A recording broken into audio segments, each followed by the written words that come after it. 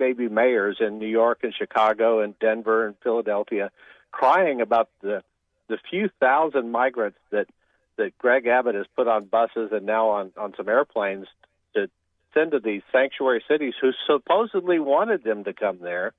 95,000 since April of 2022 that the Governor Abbott has sent to these various cities across the country. That's a drop in the bucket. 95,000. We had 151,000 apprehended just last month. About 75 to 80,000. 151,000 just in two border sectors, just in the Del Rio sector and the Tucson sector. So I don't want to hear from Mayor Adams or Brandon Johnson up in Chicago. I'm sorry. You guys asked for these. You said you're welcoming sanctuary cities. Welcome away, but you're going to have to pay for it. Okay. Who you just heard there is Bob Price. He's the Breitbart Texas border team's associate editor and senior news contributor. He's an original member of the Breitbart Texas team, and he's a regular panelist on Fox 26 in Houston's What's Your Point, the Sunday morning talk show. I happened to hear him on AM 700 when I was driving to the border from Houston, and I enjoyed his conversation so much that I asked him to come on and give us a little bit more about what is going on the Texas border. Bob, thank you so much for joining us up here in chilly Chicago. Hey, it's chilly down here in Texas too, but I guess nothing compared to what you guys have. We're basking in the warmth of 26 degrees right now. Well, okay. So on that point, have you seen much migrant activity? Have they slowed down as well because of the weather? Well, they slowed down not because of the weather. Alejandro Mayorkas went down to Mexico and begged, pleaded, and borrowed and promised to give money to Venezuela and Cuba and some of the Central American countries in order to get Mexico to start slowing things down a little bit. And so we've seen a pretty good reduction here, since the first week of January. But the numbers are still up about 4 or 5% from where they were last year, even though they're down dramatically from where they were the last couple of months. So it's interesting. I don't know if you've been following up, but apparently there's some sort of Senate agreement, including Senator Langford from Oklahoma, who should know better, honestly. And he's cutting some sort of deal to actually allow for a certain number of migrants to come unabated. It was all over Maria Bartiromo's show this morning. Mike Lee was on, and Mike Lee said this about that. I want you to take a listen and then tell me what you think. Are you suggesting that this deal is telling your colleagues that the only way they will put security at the border is after 5,000 illegals are enter a day? Well, that's one way of looking at it. We still don't have bill text. That's how it's been explained to us in certain terms, in that they create a new authority for the president to, halt the flow of illegal aliens across the border. But that would kick in only after they've had 5,000 plus migrant encounters daily. But here again, are you suggesting that this? Oh, sorry, I wanted to stop that there. But I mean, I had a little bit more of a clip there. But Bob, seriously, they're going to let 5,000 in a day, and then maybe they'll halt the additional ones coming in. Is that where we are now in this country? Well, let's put this in perspective. Back in the Obama administration, then DHS Secretary Jay Johnson said that 1,000 to 2,000 per day was a crisis.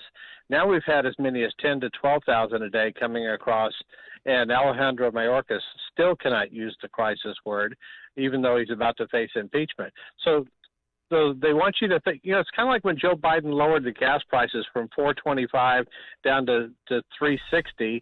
He wanted you to think, wow, I've lowered gas prices. Well, they're going to lower it from 230,000 crossing a month down to 150,000, which is still record level numbers prior to the Biden administration. So what gives with this, and why would any Republican even touch this?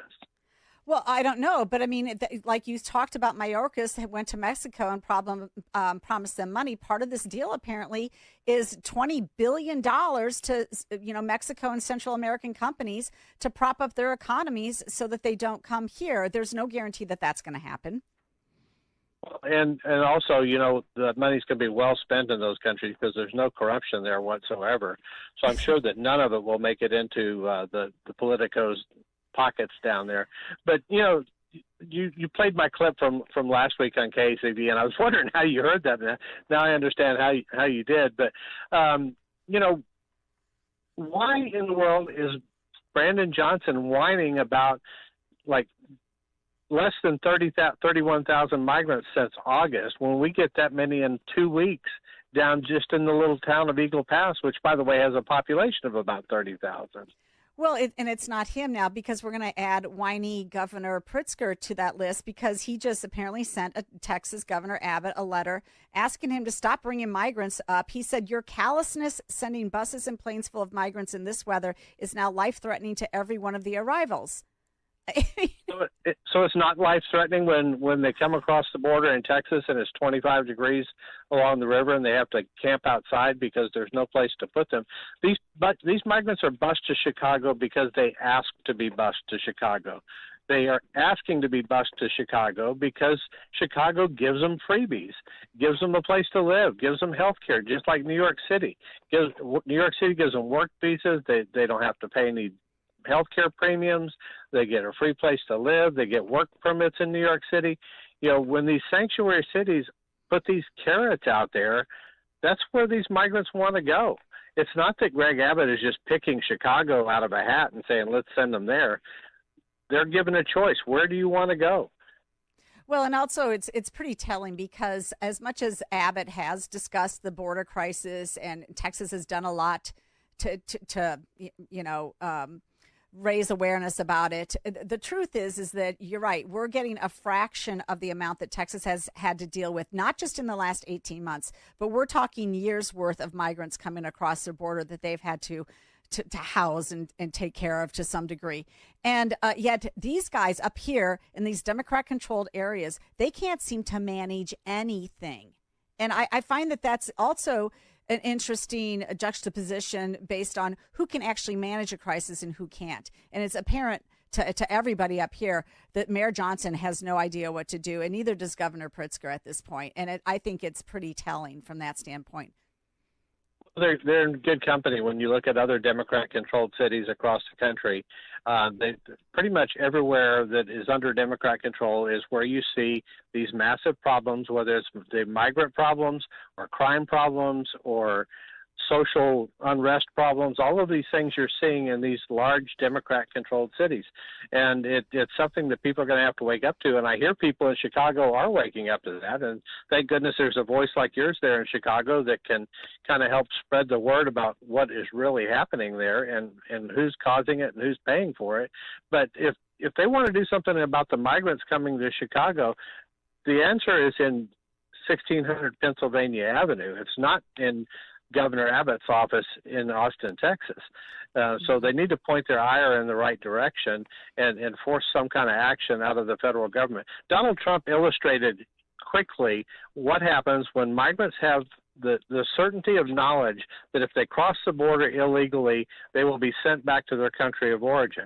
In May of 2020, during Donald Trump's last full year in office, 19,000 migrants were apprehended along the entire southwest border for that month.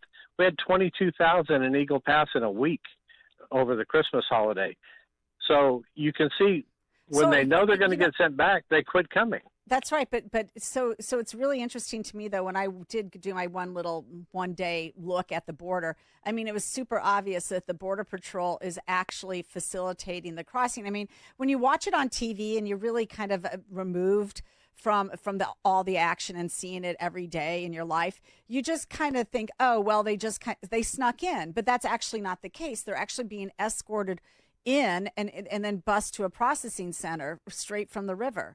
And I mean, watching that process and happen in real life, you come away with knowing that the American governor is basically cooperating with the cartels. Well, the Joe Biden's administration is the last mile delivery service for the cartels. They're taking the migrants and shipping them all. The ones that Governor Abbott is shipping to these cities is a drop in the bucket compared to the ones that are flown in every night from these ICE flights that come out of the border and go to cities all over the country in the dark of night. You don't see them. They're not dropped off downtown where people notice it. They're just brought in and then taken to the NGO shelters around the city and filtered into the communities. And so that's where the problem is coming from. It's not Austin, Texas. It's Washington, D.C. And until something changes there, which we don't see any indication that that's going to be during the Biden administration. Heaven help us if we get another 4 years of that. But I expect that probably about mid-February, you're going to see the numbers spike back up again. You're going to see the train loads and the caravan loads of migrants coming back up, and you'll see the numbers get even larger and larger, especially if it looks like Donald Trump is going to win the election in November, then and get the nomination from the Republican Party first, then you're going to see an even bigger rush as people try to get in under the wire before he takes over.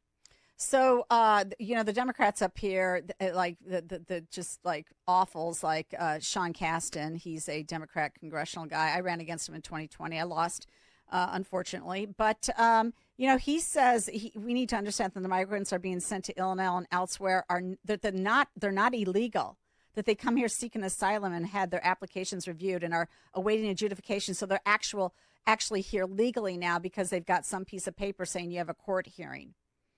But they're fraudulently applying for asylum. That's exactly right. When you talk to these migrants, and we talk to them on a regular basis, not one of them, until they get into Border Patrol's custody, not one of them says that they're fleeing persecution or they're fleeing tyranny. They're saying they're coming here for economic reasons. They're trying to either reunite with family members, or they're trying to get better jobs, or they're trying to. It's all economics. It's not asylum.